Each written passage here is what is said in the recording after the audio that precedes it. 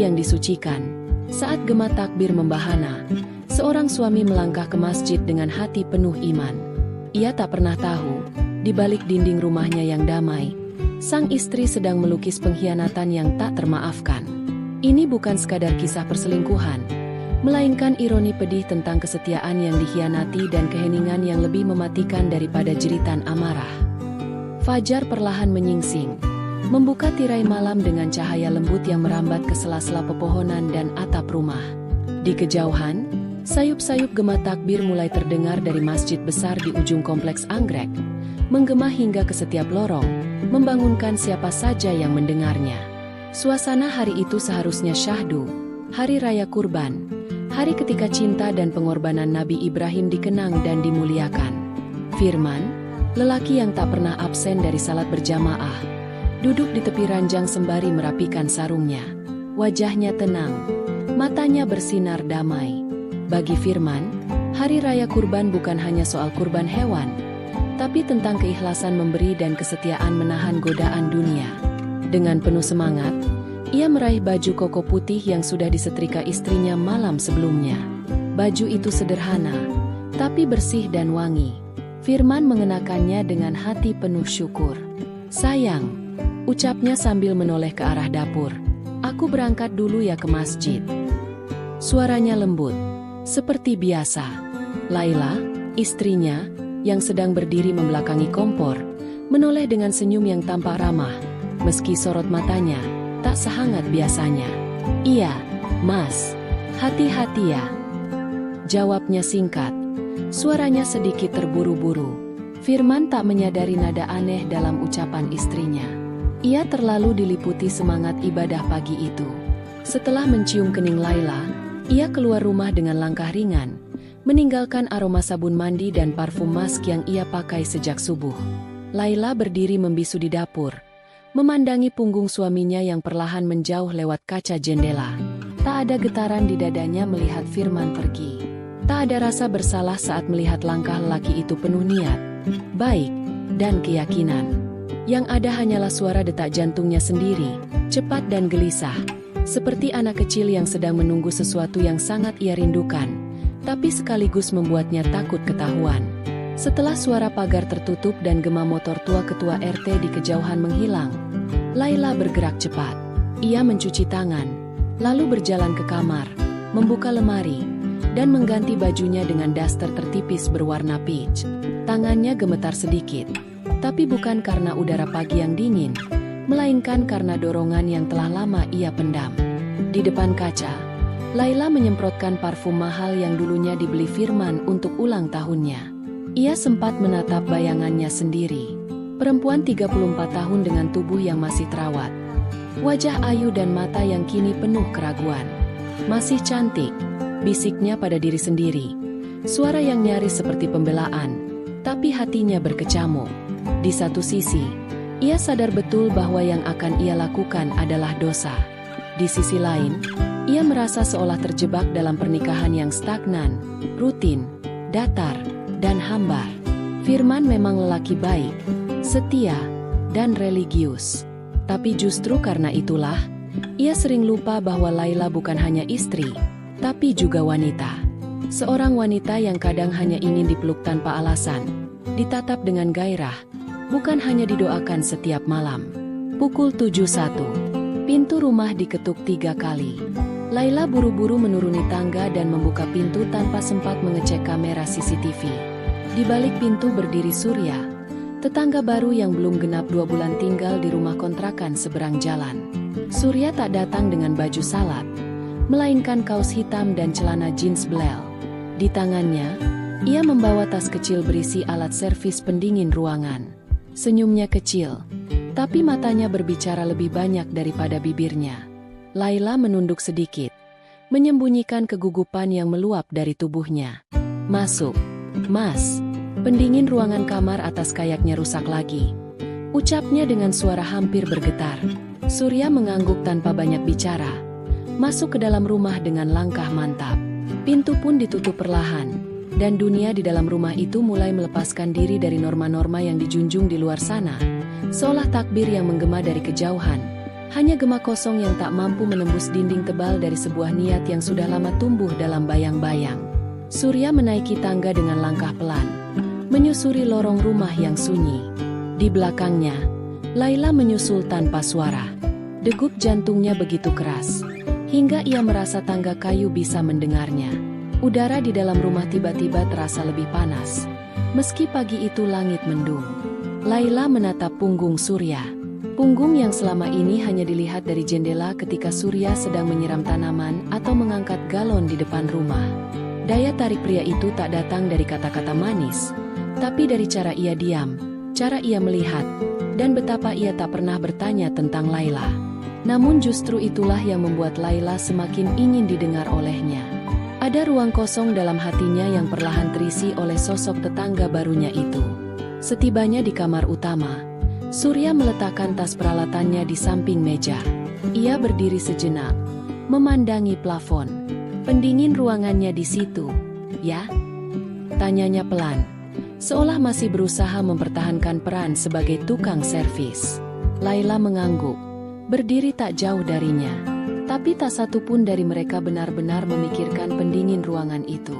Laila tahu, Surya tahu, ruangan itu sepi. Tapi keheningan bukan berarti kosong. Justru dipenuhi oleh gelombang emosi yang telah lama mengendap. Mata mereka akhirnya bertemu, dan dalam tatapan itu, mereka menemukan perasaan yang tak mereka ucapkan. Kesepian, hasrat, dan sedikit keberanian yang lahir dari ketidakpedulian pada apa yang akan terjadi setelahnya. Laila melangkah pelan. Jarak antara mereka kini hanya sejengkal. "Gak usah benerin dulu, Mas," ucapnya dengan suara rendah, hampir seperti bisikan. Tangan kirinya gemetar saat menyentuh lengan Surya. Pria itu hanya diam, tidak mundur, tapi juga tidak langsung membalas. Ia menatap wajah Laila, mencari sesuatu.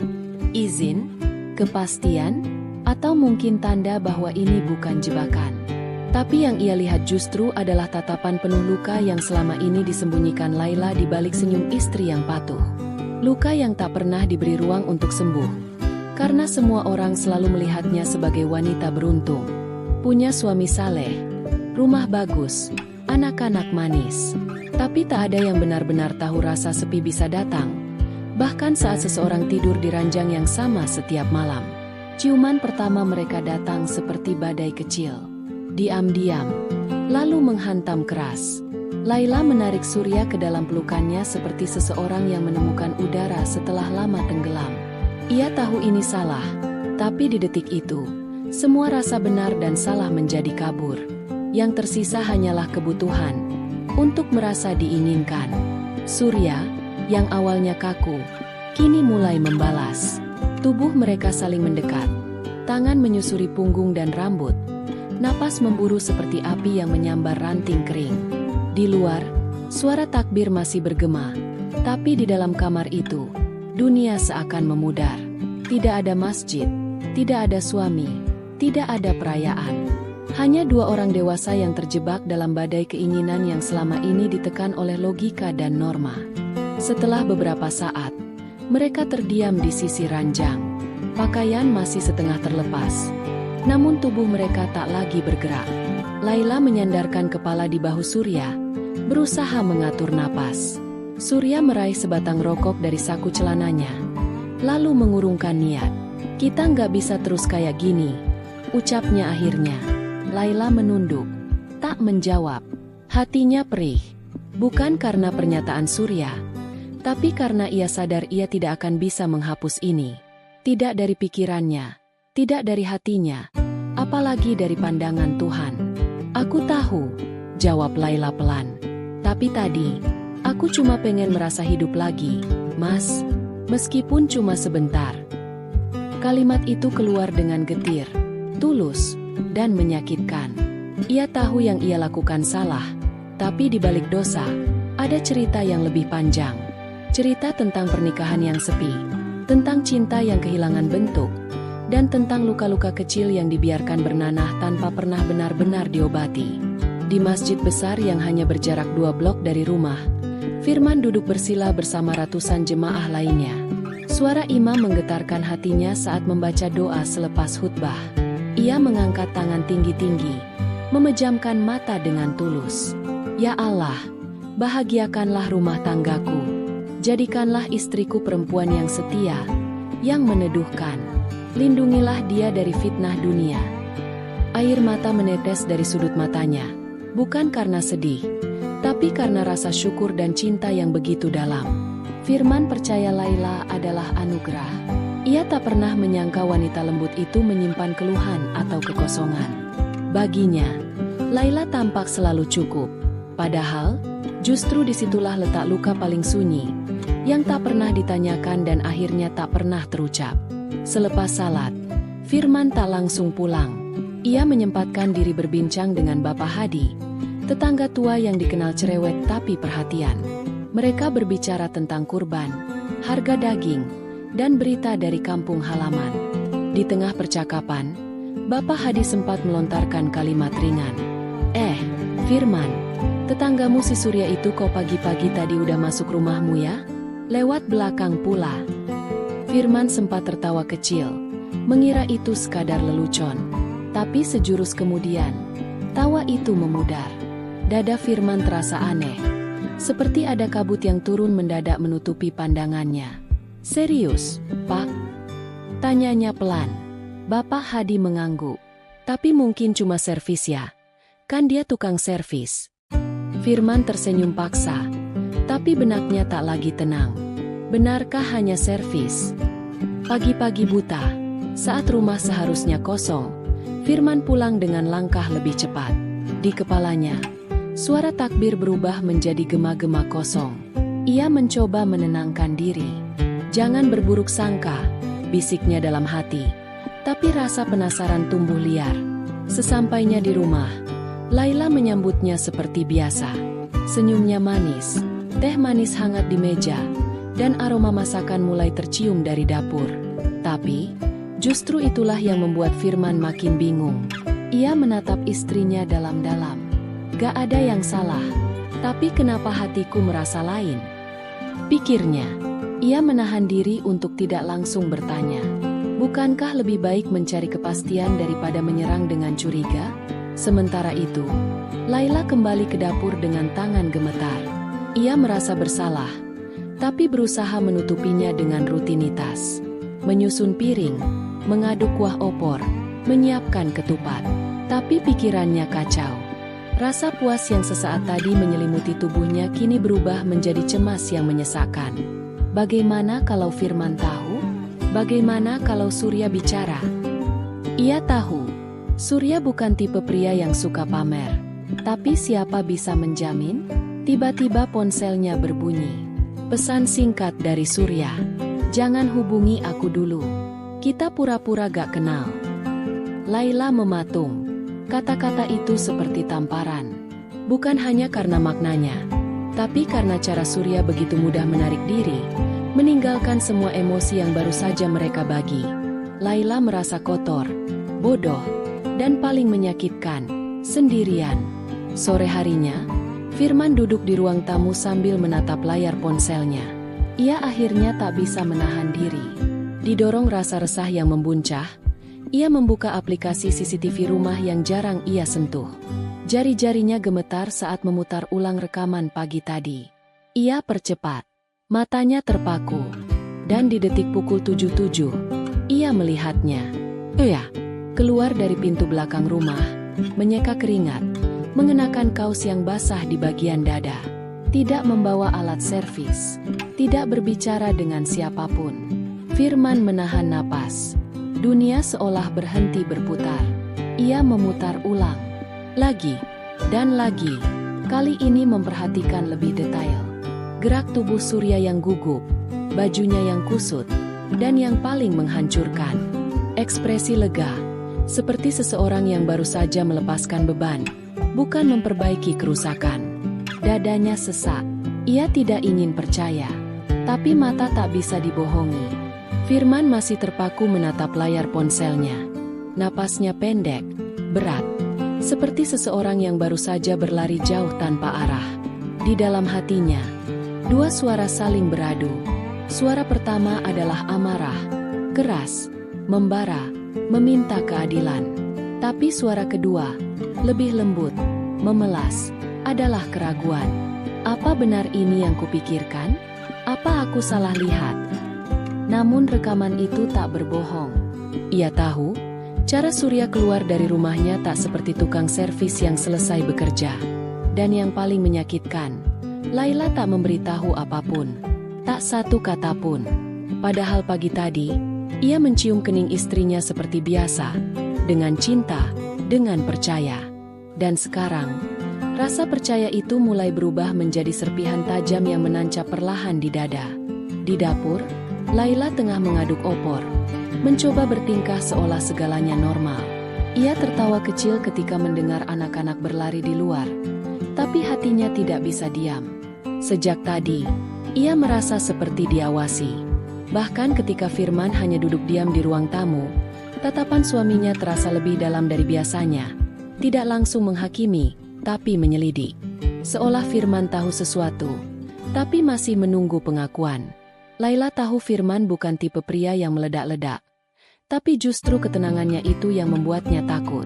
Karena lelaki yang terluka dalam diam bisa lebih berbahaya daripada yang berteriak marah. Firman akhirnya bangkit, berjalan ke arah dapur dengan langkah pelan. Ia menatap punggung Laila lama sekali sebelum akhirnya berkata, "Pagi tadi ada yang servis pendingin ruangan, ya?" Suaranya tenang, terlalu tenang. Laila langsung kaku. Sendok di tangannya berhenti mengaduk. Ia tak langsung menjawab. "Iya, itu, Surya. Pendingin ruangan kamar atas bunyinya aneh. Aku iseng hubungi dia, sekalian masih pagi." Jawabnya, mencoba terdengar wajar. Tapi Firman hanya diam. Sorot matanya tajam, menusuk. "Kok gak bilang?" Tanyanya lagi. Laila tersenyum kaku. "Lupa, gak kepikiran." Jawabnya cepat. Dan di sanalah letak kebohongan kecil yang justru berbicara lebih keras dari pengakuan. Firman mengangguk pelan. Ia berjalan mendekat, lalu membuka lemari pendingin, mengambil air putih, meminumnya perlahan. Dalam diam itu, Laila merasakan tekanan begitu kuat. Ia tak tahan. "Mas," bisiknya pelan. Firman menoleh. "Iya," jawabnya. Laila ingin bicara, ingin jujur, ingin melepaskan beban yang sejak pagi menekan batinnya hingga hampir membuatnya ingin muntah.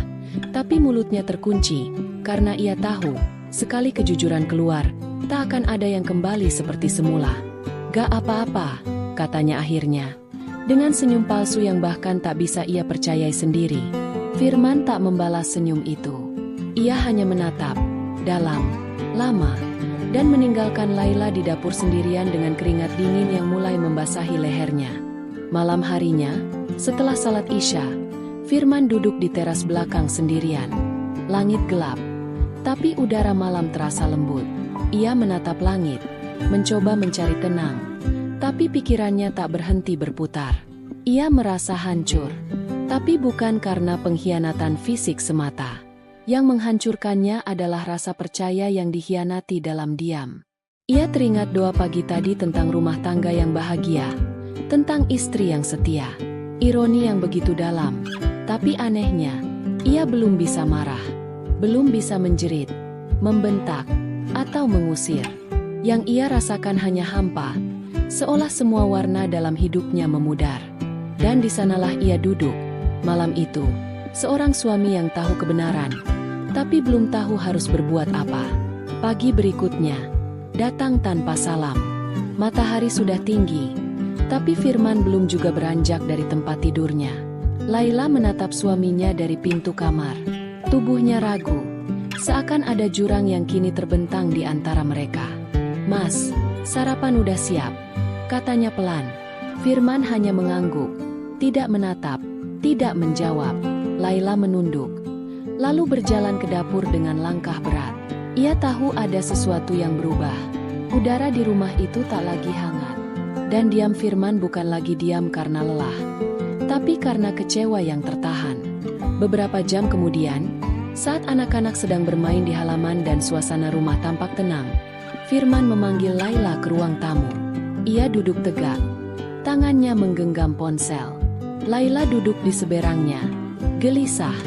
Aku mau tanya, dan aku harap kamu jawab jujur, tanpa alasan, tanpa drama, kata Firman. Suaranya datar, tapi tajam. Laila menelan ludah. Ia mengangguk. Rekaman CCTV. Aku udah lihat. Semua. Lanjut Firman sambil meletakkan ponselnya di meja. Layar menyala, memperlihatkan cuplikan surya keluar dari rumah. Laila menutup mulutnya. Air mata langsung menggenang. Mas, aku. Jangan, potong Firman. Jangan mulai dengan alasan. Aku cuma mau satu hal, kejujuran. Laila menunduk. Seluruh tubuhnya gemetar. Ia tahu ini saatnya. Tak ada lagi tempat bersembunyi. Dengan suara parau, ia mulai bicara. Aku salah, Mas. Aku kesepian. Aku ngerasa kayak gak pernah didengar, gak pernah dilihat. Surya datang, dan dia bikin aku ngerasa hidup. Tapi aku tahu itu dosa. Aku tahu itu salah besar. Suaranya pecah, tangisnya meledak. Aku nyesel, Mas. Sungguh, aku rela dihukum. Asal jangan ditinggal. Demi anak-anak, demi kita. Tapi Firman hanya diam. Matanya kosong, tapi hatinya bergemuruh. Ia mendengar setiap kata, tapi tak satu pun bisa menghapus luka yang sudah terukir. Aku udah mikirin ini semalam, ucap Firman akhirnya. Suaranya pelan, tapi tegas. Kamu bukan sekadar hilaf. Kamu punya waktu buat jujur sejak pagi itu. Tapi kamu pilih diam. Kamu masih senyum, masih peluk aku, sambil nyimpan kebohongan sebesar ini. Ia menarik napas panjang. Aku bukan suami sempurna. Aku sadar itu. Tapi aku gak pantas dikhianati kayak gini. Laila menggenggam tangan Firman. Tapi pria itu menariknya perlahan. Mulai hari ini, aku akan urus surat cerai. Aku gak bisa hidup sama seseorang yang menganggap kesepian sebagai alasan buat berkhianat. Laila menjerit pelan. Seperti seseorang yang baru saja kehilangan separuh hidupnya. Tapi Firman tetap berdiri, menghindari air matanya, dan berjalan menuju pintu. Tak menoleh lagi. Beberapa hari kemudian, rumah itu tak lagi sama. Laila tinggal sendiri bersama anak-anak. Firman pindah ke kontrakan kecil di pinggir kota, menenangkan diri. Di ruang tamu, berkas perceraian menunggu tanda tangan. Laila duduk di hadapannya, wajahnya pucat, mata sembab, tak ada kata-kata. Hanya selembar kertas putih yang menandai akhir dari cinta yang pernah tumbuh. Namun tak sanggup bertahan saat badai datang. Ketika Laila akhirnya menorehkan tanda tangannya, air mata jatuh membasahi lembaran itu. Bukan karena benci, tapi karena tahu penyesalan selalu datang belakangan, dan beberapa kesalahan memang tak bisa diperbaiki, meski cinta masih tersisa. Dan akhirnya nasi sudah menjadi bubur, dan mereka pun bercerai dengan resmi. Pelajaran dari kisah ini. Kisah ini merupakan fiksi yang terinspirasi dari realitas, di mana semua nama individu, lokasi, dan detail spesifik telah diubah demi menjaga privasi dan sifat non-fiksi. Jika ditemukan kesamaan nama, tempat, atau detail lainnya, hal tersebut hanyalah kebetulan semata. Suami saya yang tidak bisa memenuhi kebutuhan batin, membuat saya selalu tersiksa, gumamku dalam hati. Setiap kali ia meminta, dilayani, bukan karena kekerasan, melainkan karena saya tidak pernah bisa mencapai puncak kebahagiaan. Tapi semua itu perlahan berubah ketika saya sering mencurahkan isi hati kepada ayah mertua. Inilah kisahku. Namaku Tiara. Usia pernikahanku dengan Dito sudah memasuki tahun ketiga. Dari luar, rumah tangga kami tampak seperti kebanyakan pasangan muda lainnya, penuh senyum dan harmonis, tanpa masalah berarti. Kami tinggal di rumah keluarga milik Dito, bersama ayah mertuaku, Pak Bambang, seorang duda. Sejak istrinya meninggal 5 tahun lalu, beliau memilih untuk tetap tinggal di rumah itu, menolak ajakan anak-anaknya untuk pindah. Pak Bambang orangnya pendiam dan tenang, tak banyak bicara, tapi tatapannya tajam, seolah bisa membaca pikiran orang hanya dengan melihat mata mereka. Aku menghormatinya seperti ayahku sendiri. Dan sejauh ini hubungan kami berjalan baik. Ia tak pernah mencampuri urusan rumah tangga kami. Dan aku pun selalu berusaha menjaga batas serta sopan santun. Namun di balik ketenangan itu, ada rahasia besar yang hanya aku dan Dito tahu. Sebuah luka sunyi yang tak bisa kuceritakan pada siapapun. Bahkan pada ibuku sendiri. Dito, suamiku, lelaki yang kucintai sepenuh hati, ternyata lemah secara batin. Awalnya aku tidak terlalu mempermasalahkan. Kupikir mungkin karena tekanan pekerjaan, atau tubuhnya yang terlalu lelah sepulang kerja. Aku pun mencoba mengerti. Kupikir semua akan membaik dengan waktu, dengan istirahat yang cukup, dengan pola makan yang sehat. Tapi semakin hari, aku mulai merasa asing di rumah kami sendiri, terasa dingin, sepi, dan hampa.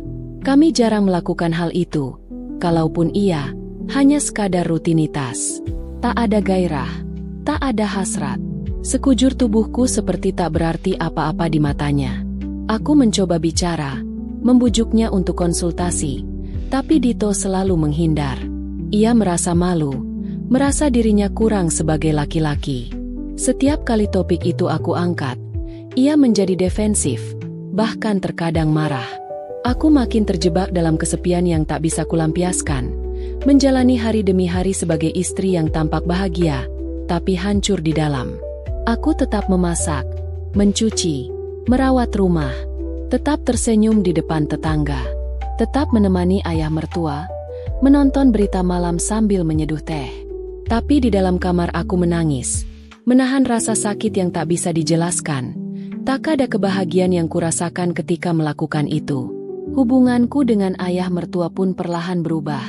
Aku tidak tahu kapan tepatnya. Mungkin saat ia mulai memperhatikan gerak-geriku, atau saat aku mulai merasa nyaman bercerita padanya tentang banyak hal yang tak bisa kubagi pada Dito. Tentang sepinya menjadi perempuan yang merasa tidak diinginkan. Ia tak pernah bertanya langsung, tapi sorot matanya seperti tahu segalanya. Dan disitulah aku sadar, rumah tanggaku tak lagi sekadar masalah fisik. Ada jurang sunyi yang membentang, dan aku berdiri di pinggirnya, sendirian. Suatu malam, setelah makan malam bersama, Dito langsung masuk kamar lebih awal. Ia bilang lelah, seperti biasa. Aku merapikan piring-piring di dapur sendirian. Lampu dapur redup. Hanya terdengar suara serangga malam dari luar jendela. Saat aku mencuci gelas terakhir, aku tak sadar air mataku jatuh. Lagi, rasanya dada ini sudah terlalu penuh menahan semua. Tanpa kusadari, suara tangisku sedikit meninggi. Satu helaan napas yang tak bisa kutahan menggema di dapur yang sepi. Lalu sebuah suara terdengar dari belakangku. "Tiara." Aku terkejut, menoleh cepat. Ayah mertua berdiri di ambang pintu dapur. Ia mengenakan baju tidur dan sandal rumah. Ekspresinya tenang, tapi matanya memandangku dengan sorot yang berbeda. Bukan sekadar iba, tapi seolah mengerti. "Maaf, aku nggak bermaksud menguping," katanya pelan, lalu mendekat perlahan. "Tapi aku dengar kamu menangis. Ada yang mau kamu ceritakan?" Aku buru-buru menyeka wajahku. "Enggak, yah, cuma kecapean saja." Tapi suaraku goyah, dan air mata itu kembali tumpah. Lebih deras kali ini. Aku tidak tahan lagi. Semua yang selama ini kupendam seakan pecah malam itu. Tanpa sadar, aku mengangguk pelan. Kami duduk di ruang tengah. Hanya cahaya redup dari lampu sudut yang menerangi ruangan. Aku mulai bicara, ragu-ragu, lalu mengalir begitu saja. Tentang Dito, tentang pernikahan kami yang hambar, tentang malam-malam yang kosong, tentang rasa bersalah karena merasa tidak dicintai, tidak diinginkan. Ayah mertua mendengarkan tanpa menyela. Tatapannya tetap teduh, penuh perhatian. Sesekali ia mengangguk, sesekali menunduk dalam diam. Dan ketika aku selesai, ia menarik napas panjang. "Kamu perempuan baik, Tiara. Kamu masih muda, punya hati yang tulus. Kamu nggak salah merasa kecewa." Aku mengerti. Aku hanya menatapnya. Tak tahu harus bilang apa. Rasanya canggung, tapi di saat yang sama ada rasa lega. Akhirnya ada seseorang yang mengerti. Seseorang yang mendengar tanpa menghakimi. Tapi jangan terus kamu tanggung sendiri. Perempuan juga punya hak untuk bahagia, katanya lirih. Kalimat itu menggema dalam benakku. Hak untuk bahagia. Tapi apa arti kebahagiaan? Jika semua jalan terasa buntu. Malam itu, ayah mertua tidak berkata banyak lagi. Ia hanya menepuk lembut punggung tanganku sebelum kembali ke kamarnya. Tapi sentuhan itu entah kenapa membekas. Lama. Dan sejak malam itu, pandanganku padanya mulai berubah.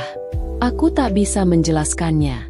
Tapi tiap kali ia lewat di hadapanku, ada sesuatu yang bergolak dalam dadaku. Sesuatu yang dulu lama terkubur. Dan kini perlahan bangkit kembali. Beberapa hari setelah malam itu, aku merasa lebih tenang. Entah karena sudah mencurahkan isi hati, atau karena untuk pertama kalinya, ada seseorang yang benar-benar mendengarkanku tanpa menghakimi. Tapi ketenangan itu tak berlangsung lama. Setiap malam aku semakin gelisah. Bukan karena Dito. Aku sudah lama tidak berharap padanya. Tapi karena pikiranku mulai dipenuhi pertanyaan-pertanyaan yang selama ini kutahan. Sampai akhirnya, malam itu tiba. Dito seperti biasa pulang larut, langsung tidur tanpa sepatah kata. Rumah kembali senyap. Aku duduk di ruang tengah, menatap kosong ke jendela. Lalu aku mendengar langkah kaki, langkah yang sudah ku kenal. Ayah mertua muncul dari balik pintu kamarnya, mengenakan sarung dan kaos lusuh, membawa 2 gelas teh hangat. Aku buatkan teh. Mungkin kamu belum tidur, katanya tenang. Aku mengangguk pelan menerimanya. Kami duduk bersebelahan di sofa. Sunyi menggelantung di antara kami, tapi rasanya tak mengganggu. Lalu sebelum aku bisa menahan diri, pertanyaan itu meluncur begitu saja dari bibirku. Yah, aku mau tanya sesuatu. Ia menoleh. Matanya menatap penuh perhatian. Apa aku salah kalau aku ingin mendapatkan kebahagiaan batin? Suaraku nyaris berbisik. Aku juga butuh. Yah, aku masih muda. Aku punya rasa. Tapi aku merasa seperti istri yang cuma numpang tinggal. Seolah-olah kebutuhanku nggak penting. Ayah mertua terdiam. Lama. Lalu ia meletakkan gelas tehnya di meja dan duduk sedikit lebih dekat. Tatapannya tidak berubah. Tenang, tapi dalam. Kamu nggak salah, Tiara, katanya akhirnya. Manusia butuh dipeluk, disayangi, dirasa ada. Kamu perempuan. Kamu punya hak untuk merasa lengkap. Aku menunduk, berusaha menahan air mata. Tapi malam itu, aku tak bisa lagi berpura-pura kuat. Aku bukan minta lebih. Yah, aku cuma pengen dipeluk, dihargai. Kadang aku sampai benci diriku sendiri karena merasa kosong seperti ini. Ia mendekatkan tangannya ke tanganku. Kamu jangan benci dirimu sendiri. Yang kamu rasakan itu wajar. Sangat wajar. Kesunyian menyelimuti kami, tapi bukan sunyi yang dingin. Justru hangat, menenangkan. Ada getar halus di hatiku yang belum pernah kurasa sebelumnya. Bukan dari seorang suami, tapi dari seorang pria yang melihatku bukan sekadar sebagai menantu. Dan di detik itu juga, aku tahu, hidupku akan berubah. Entah ke arah mana. Tapi perasaan yang tumbuh malam itu tak akan bisa kutarik kembali. Aku masih duduk di sofa. Gelas teh di tanganku sudah kehilangan panasnya. Di sampingku, ayah mertua juga diam. Tapi diamnya bukan kesepian. Lebih seperti keraguan yang mencoba mencari arah. Aku tahu ini nggak biasa, katanya akhirnya. Suaranya pelan. Tapi sejak malam kamu menangis itu, aku terus kepikiran. Aku menunduk menatap jemariku sendiri. Aku juga. Ayah. Aku nggak tahu kenapa aku bisa merasa nyaman cerita ke ayah. Tapi malam itu, untuk pertama kalinya aku merasa nggak sendirian. Ia mengangguk pelan. Kamu nggak sendirian, Tiara. Aku lihat kamu setiap hari sibuk, tersenyum, tapi matamu selalu kosong. Aku tahu rasa itu. Rasa sendiri meski tinggal serumah. Aku menoleh padanya. Dito bukan orang jahat. Yah, tapi aku nggak tahu sampai kapan aku bisa terus pura-pura. Rasanya seperti aku hilang. Ia menarik napas panjang, lalu menatapku lekat-lekat. Tiara, kamu berhak bahagia. Itu bukan egois, itu manusiawi. Aku menggigit bibir, menahan getar dalam dadaku. Tapi kalau rasa nyaman itu datangnya dari ayah sendiri, aku harus apa? Apa aku jahat karena merasa ini? Ia tidak langsung menjawab. Tangannya menyentuh tanganku, pelan, penuh ragu. Tapi saat aku tidak menepisnya, sentuhannya jadi lebih mantap, hangat. Aku juga bingung. Tiara, aku ayah dari suamimu. Tapi malam ini, aku cuma laki-laki yang gak sanggup lihat kamu terus menderita dalam diam. Aku menarik napas dalam. Dada ini seperti ditarik oleh dua arah. Yah, aku capek. Aku pengen dipeluk, dimanja, dicintai. Bukan cuma dilihat sebagai pelengkap rumah. Apa salah kalau aku butuh itu? Sama sekali nggak salah, bisiknya. Tangannya lalu bergerak, menyentuh pipiku, seperti waktu itu. Boleh aku peluk kamu? Bukan sebagai mertua, tapi sebagai laki-laki yang ingin kamu tahu. Kamu berharga. Aku menatap matanya lama, lalu perlahan mengangguk. Pelukannya hangat, pelan, dan sangat hati-hati. Aku membenamkan wajahku di dadanya, membiarkan tangisku pecah. Tapi kali ini, bukan tangis kesepian, melainkan rasa lepas. Seolah semua beban itu jatuh satu persatu. Terima kasih, bisikku. Untuk apa? Untuk melihatku saat orang lain cuma lewat. Pelukannya tak banyak bergerak, tapi lama aku terdiam dalam dekapannya, membiarkan tubuhku lemas, pasrah, seolah ingin mengatakan aku lelah menahan semuanya sendiri. Yah, suaraku parau, nyaris tenggelam dalam gemetar napas. Aku tahu ini salah, tapi kenapa aku nggak bisa menolak? Ayah mertua tak langsung menjawab. Ia masih memelukku dengan tenang. Tangannya perlahan mengusap punggungku. Karena kamu butuh dimengerti, karena kamu butuh rasa, dan kamu terlalu lama hidup tanpa itu. Aku mengangguk pelan. Kata-katanya menusuk ke inti hatiku. Ia benar. Aku merasa bersalah, tapi juga lega. Aku berbisik.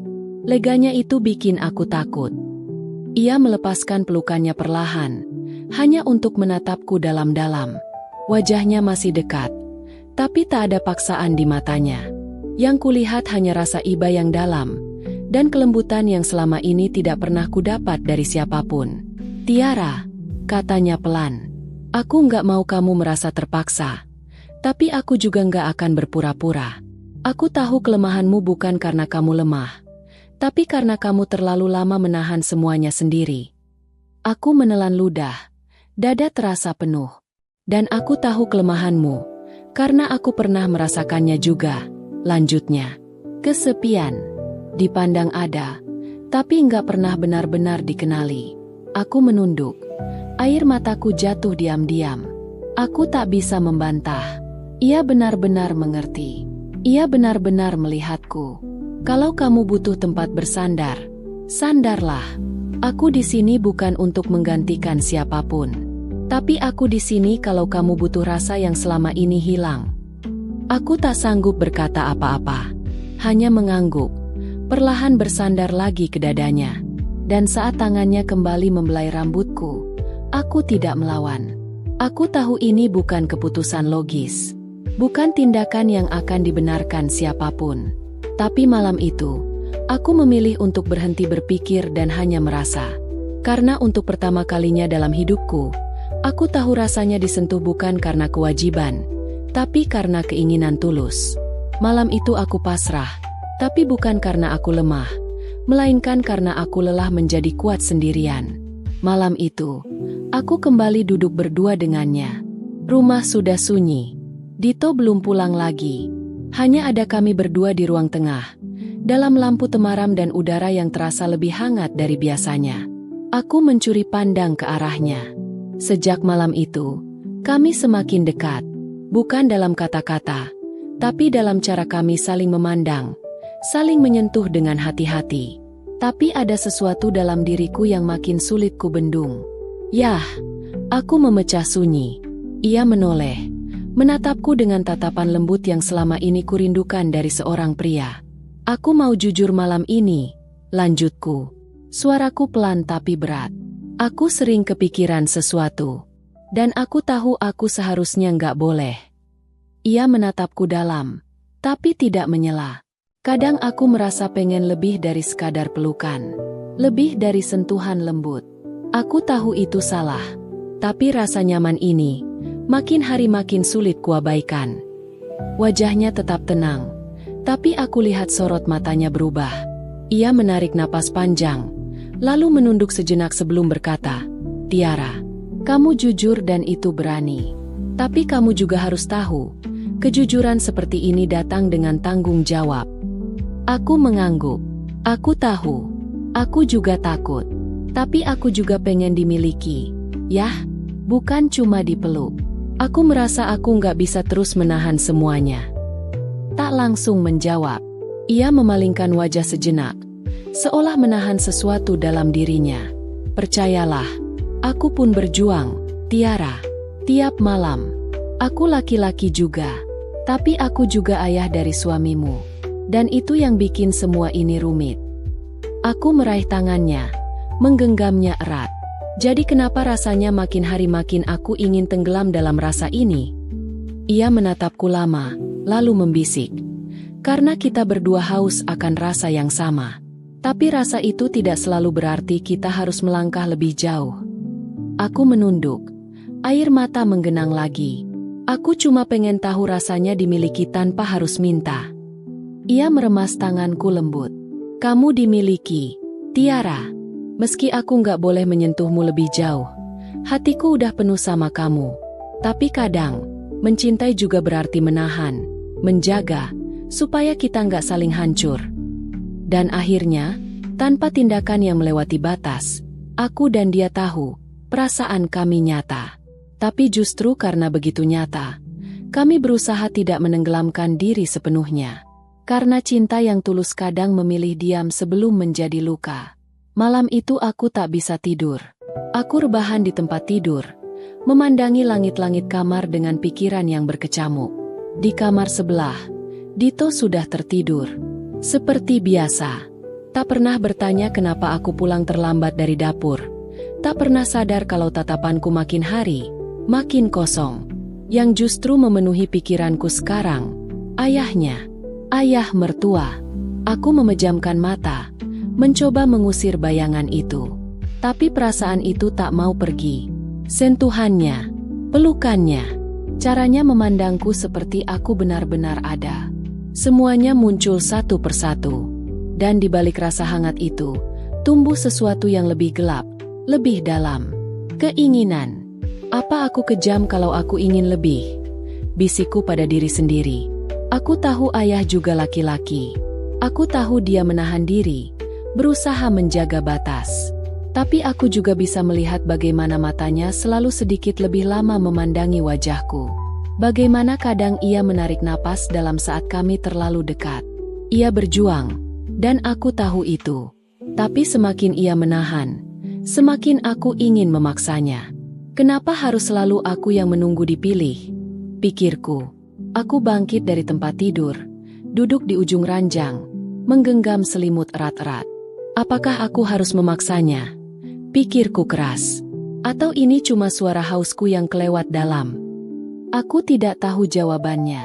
Aku takut, tapi aku juga tak bisa berpura-pura tidak merasakan. Pagi harinya saat aku menyiapkan sarapan, ayah masuk ke dapur. Seperti biasa kemari. Tapi kami sama-sama tahu suasananya tak lagi sama. Ada jeda di antara kalimat kami. Ada getar yang tak kami bicarakan, tapi saling merasakan. "Pagi, yah," kataku pelan tanpa menoleh. "Pagi," jawabnya singkat. Saat ia duduk dan aku menyajikan teh di depannya, aku mencuri pandang. Matanya lelah, tapi ada sesuatu yang dalam di sana. Penyangkalan, dinding yang sedang dia bangun. "Ayah," akhirnya aku bersuara, duduk di depannya. "Kalau aku bilang, aku tahu ayah juga butuh. Apa ayah akan marah?"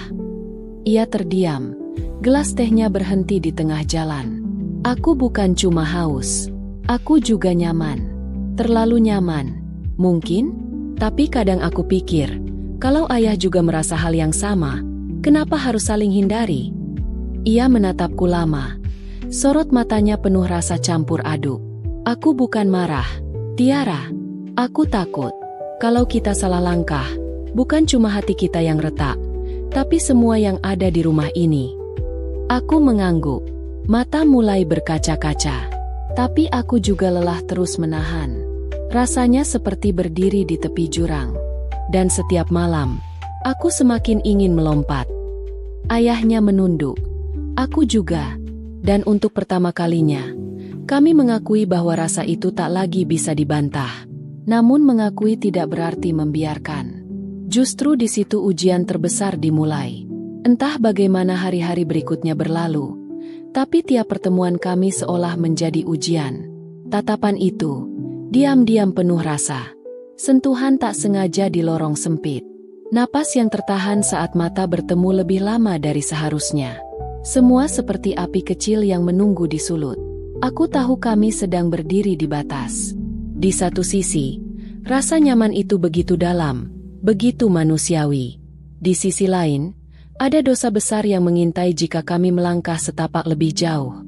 Suatu malam saat hujan turun dan listrik padam, kami terjebak berdua di ruang tengah. Gelap, hening, hanya napas kami yang terdengar. Dan saat jemariku menyentuh jemarinya, aku merasa dunia membisu. Kami saling menatap dalam kegelapan. Tak ada kata, hanya pertanyaan dalam hati. Apakah malam ini kami akan jatuh atau selamat? Aku ingin. Dan dia pun tak menepis. Tapi di tengah degup jantung itu, kami sama-sama tahu, sama-sama butuh. Mungkin sampai di sini saja dulu cerita ini dibuat. Apabila teman-teman suka cerita ini, aku mohon keikhlasan teman-teman untuk like dan subscribe agar aku tetap semangat untuk membuat cerita yang menarik. Terima kasih sudah menonton. Sampai jumpa pada cerita selanjutnya.